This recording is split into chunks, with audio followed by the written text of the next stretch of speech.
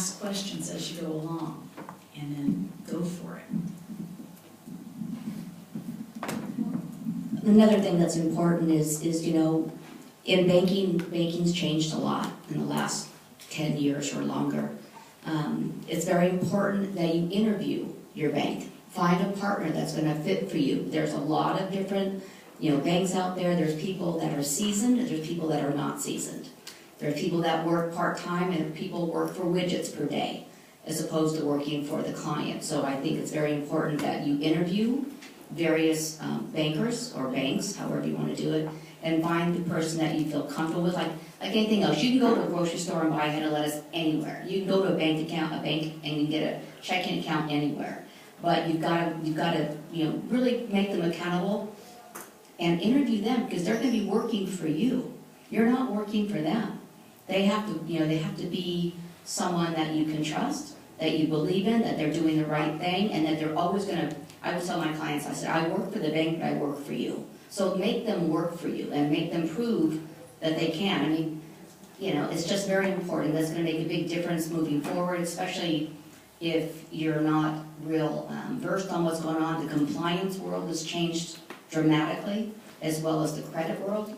So there's a lot of challenges, especially for new businesses. And even existing businesses still have certain things. So you have to have a really good banking partner that's going to do the right thing by you. That's important. Thanks, Chris. And to parlay off that, when you interview your banker, ask them what their procedures are for fraud. So for example, I've had a client, after 60 days, this bank does not refund anything, and it was some employee mishap going on. So they've really been in litigation for years because they didn't know that this bank's procedure was, after 60 days, if you don't report it, you are SOL.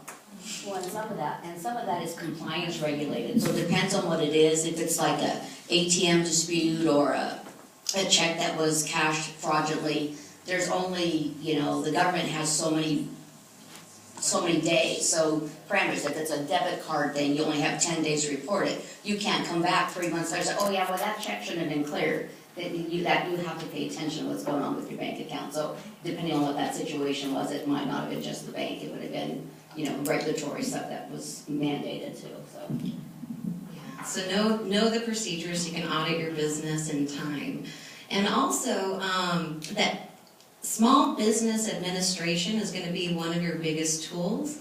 They were planning to be here tonight, but unfortunately the government wouldn't let them work after hours. So they did send the information booklets that are out. Please take them home. But some of the best things that you can do is put your plan in writing. Who has written a business plan? Who is executing on their business plan? All right. When you do have a business plan and you execute on it, you will be successful. How do you get a business plan and how do you get help? The Small Business Administration has people that will meet with you for free and that will help you write a business plan. I'm going to give you several resources. www.sba.gov.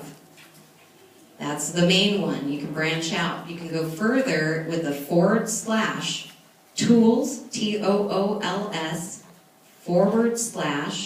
/size up, SIZEUP. What is this? This is a specific tool that will help you with third-party data miners, market analysis to analyze your business, the industry you're in, the demographic, the geographic. What are your competitors paying for their staff? What should you be, looking at as far as how many hairdressers are in a geographical area? Do you want to open a hairdress shop there?